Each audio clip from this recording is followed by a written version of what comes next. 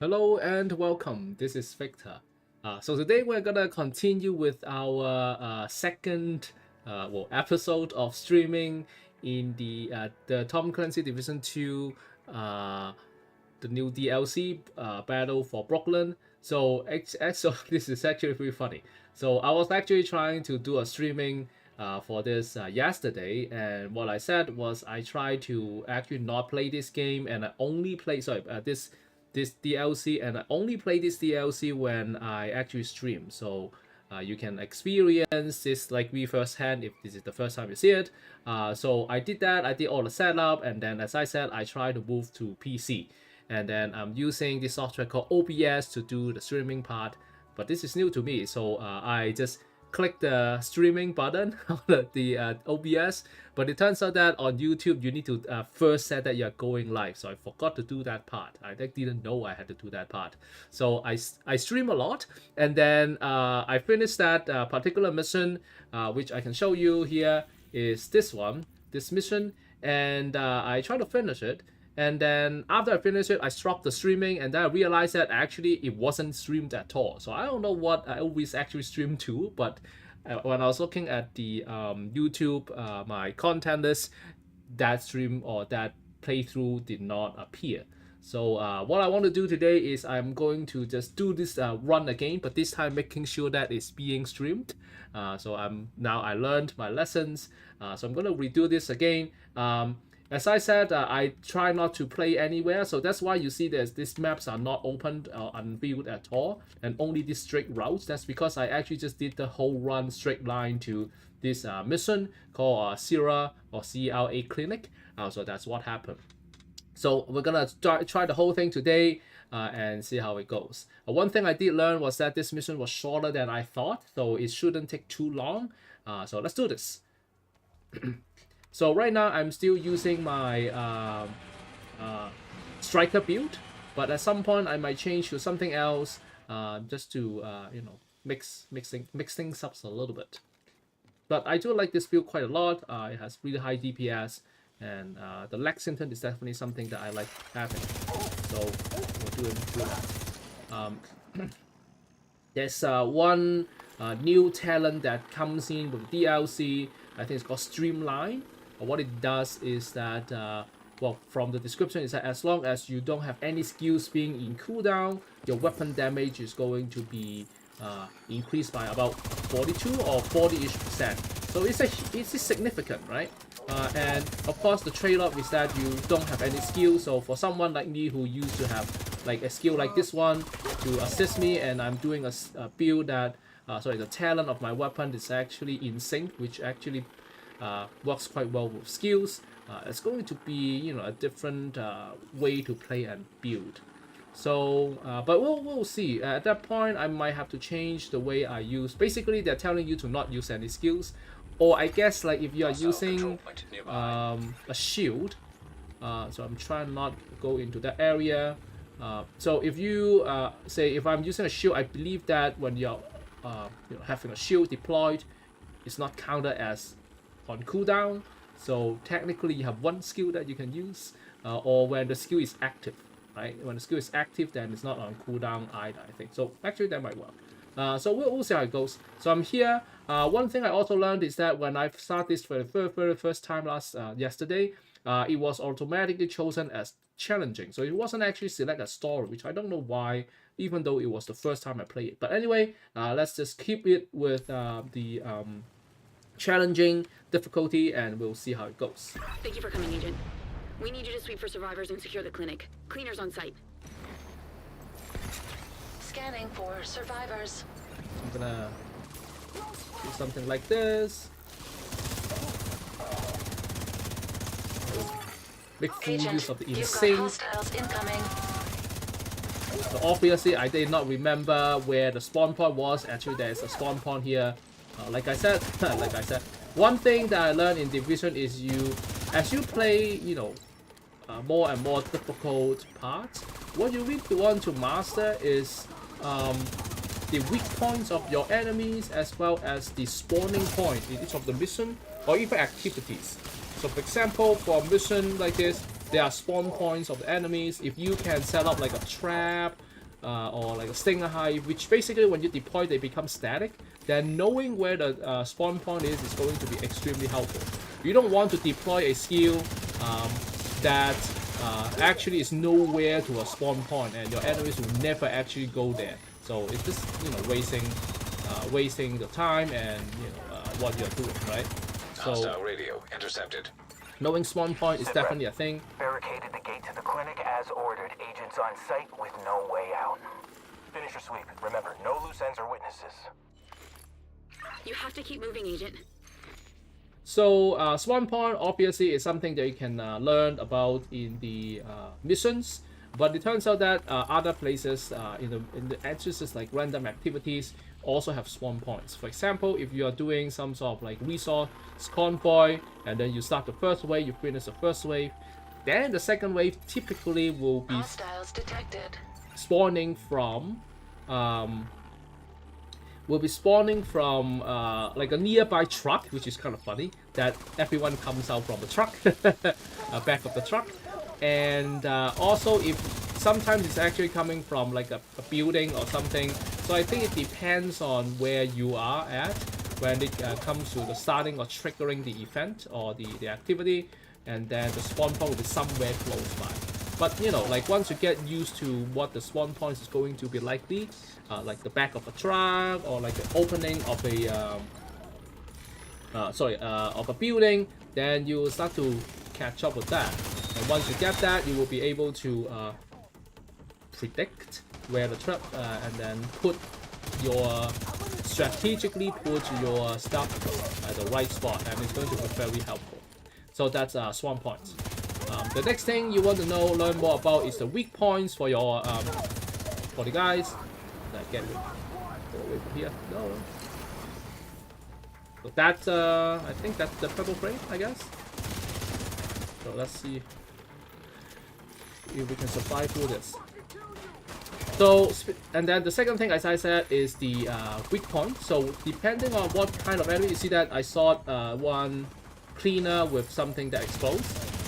That's the weak point for that kind of cleaner. So basically shot their fuel tank or something.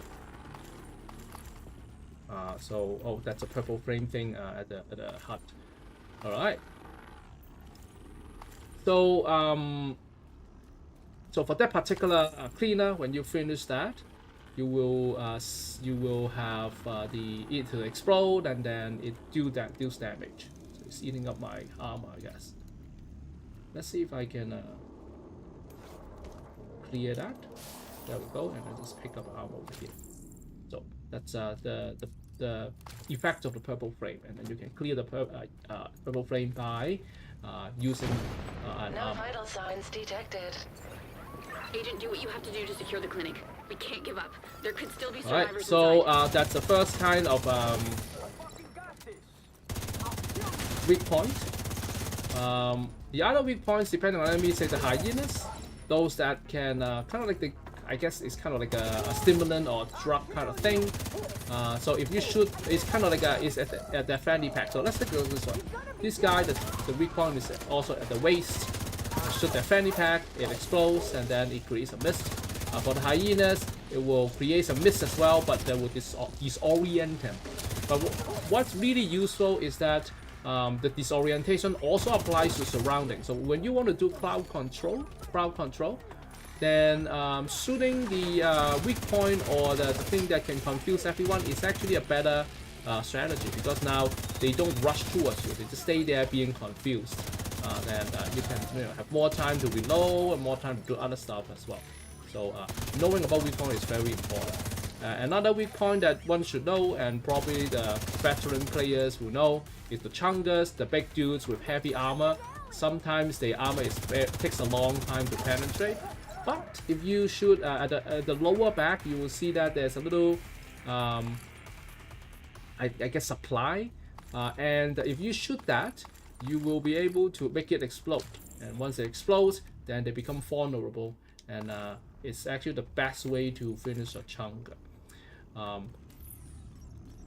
And how do you know you're shooting the weak point? Well, you see that there's a little spark or like little effect that you see when you are shooting the weak point.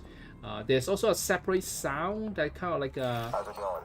a knocking sound No that also survivors. signifies All that that's left is the agent. Eliminate. that also Agent, I signifies the need you weak to kill point. those cleaners. Right, so if I remember correctly, there is a spawn point here. I will see.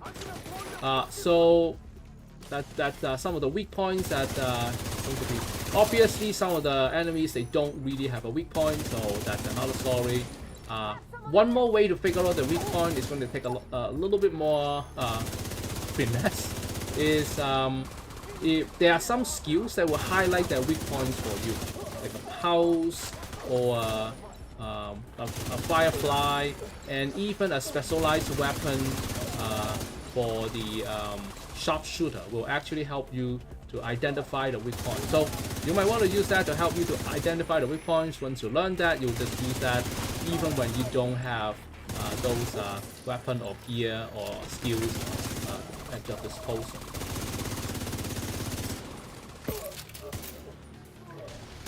So it seems that this mission is mostly on an enclosed environment, so you're going to be at a spot, you have a lot of enemies coming from a few directions, and then, but you know, there are a few spawn points from the door, from the ceiling, from everywhere, so you gotta like be limbo and strategic in most cases so that you don't get surrounded by your enemies. So it's something that I learned from the last time I played through it. So that's okay. So we are moving on to the second location. So let's start the echo. Agent Hoskins? Doc Thompson, are you safe? For now. We're in the fire escape. Should buy you an hour to get us. That's good. Help is on the way. We should have an hour. But you should have 3. What are you talking about? The doors. Each one should take 30 minutes to burn at least. We barricaded ourselves in a room in the ICU, but the fire burned through the door in less than 10 minutes. The fire escape is rated for 3 hours, but who knows? How long have you been there? 15 minutes. We're coming. Help is coming. Just please be safe, Trish. Thanks, Melanie. There's no way out, so I'm counting on you to be my hero. That's a sad story actually. So sorry to hear that. Anyway, so Fuckers need to pay. Trish let's didn't die continue. for nothing. We can't let the cleaners get away with this. alright, so let's continue with elevators, and we're gonna climb up. Alright. Is it ready? Yes, Danvers. My guys have been burning the road behind them. They can't go back. There is only one way forward. Good work. When we're done here, I'll send a gift to your crew at the workshop. Alright. Secure the rest of the clinic, and see if you can find any leads on that workshop. So we're going up to the rooftop, or at least an open area. And this is the spot. If I remember, there's a few spawn point here. This door is a spawn point, and then obviously they are coming from another side as well. So we'll try to see if we do better this time.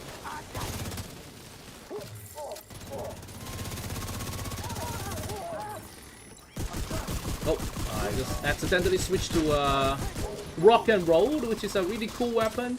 A lot of the gamers, they use rock and roll. I mean, on its own, it's a really good shotgun.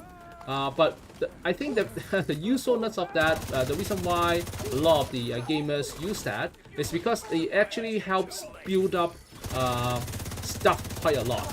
Because I think every pallet you have allows you to build up whatever, like critical hit damage, critical whatever.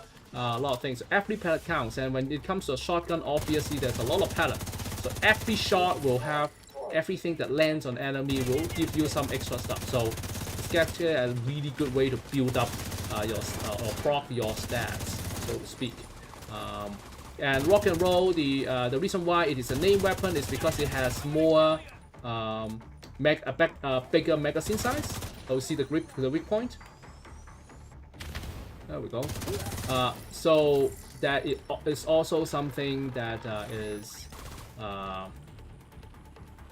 desirable. So you don't have to reload that much because a shotgun takes a little bit longer to reload. Bury our dead and move the supplies you recovered back to the bridge. We'll find Danvers and make him pay for this. So- There's more cleaner activity in Dumbo. I'll check in with scouts and call if we find anything. 1886 is also a really good rifle. You can see that the base damage is just over 1 mil. And this talent is not super good. I think there are some better talents to it. And the named weapon version of that is the I think it's a Fajarian, or I don't know how to exactly pronounce that. But it's also a really good named weapon, because the talent is like a boomerang that the shot can be refunded, and then it increases the next damage of that shot. So it's also quite nice if someone likes building like a rifle build, a one-shot rifle build that does a lot of headshots and body shots, and then chain it with like a chain killer talent from the chest piece. Then this is actually a very good way to build that stack. So like I said, this mission is actually pretty short. We are already done with the mission, and it is only about what, 15 minutes long. So I kind of wanted, or hoped that it would be a little bit longer than that, but it is what it is. Maybe it's just a start of something now. So we're getting out of the mission area. Sometimes when you get out of mission area, there will be some things for you to loot, so don't forget about that. They are not, the best, but sometimes if you just want materials and whatnot, they will be a good spot to just to farm. So we'll get out here. Let's take a look at our map. So what I want to do is I'm just gonna quickly run back to our settlement and court. We will pass by a control point. So while we are doing this, we might as well do one control point just to get a sense of how the control point looks like. So this is the first time I do a control point over here. So we'll see. And turns out that I don't think I actually can call for help at all. Or maybe if I dismiss it, I guess I can. So maybe my character will die here for the first time, but we'll see. So I don't know what's missing over here, but there's no call for help or something for control point. Additional hostile contacts. So we'll see if this is something that needs to be unlocked, or it is something that is by design. But hopefully we can finish the control point by ourselves. Let's keep going. I think that's the purple flamey thing.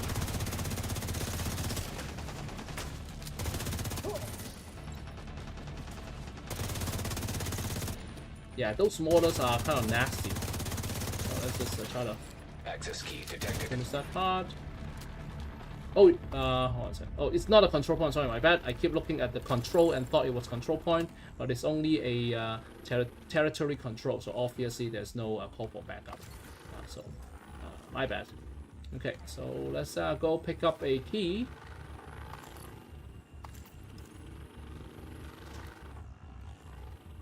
And open the cache and see what's in store. Right, so where do we have it? Also, let's go here.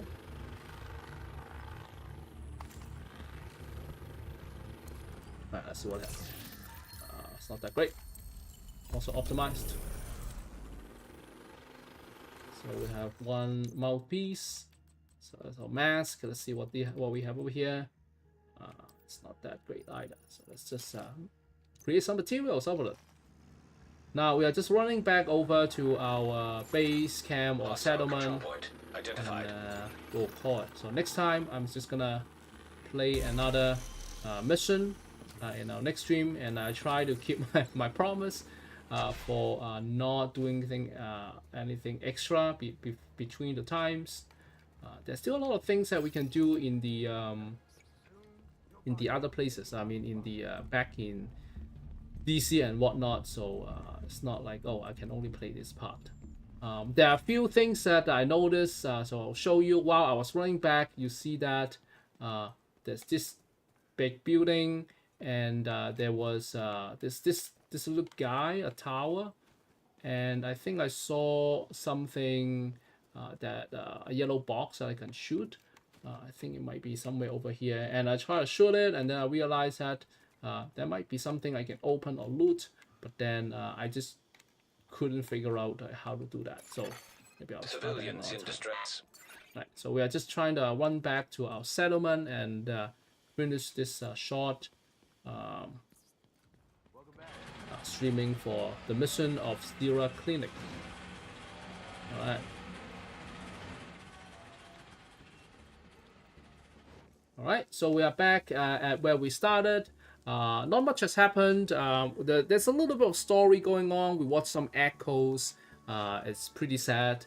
And I guess it set up the stage. From what I read about very briefly, they are trying to build or trying to kind of like unravel why cleaners are here and where they get the purple flame supplies and whatnot. So I hope that as we play through this, some of the missions over here, more of these mysteries or like things will be made known to us.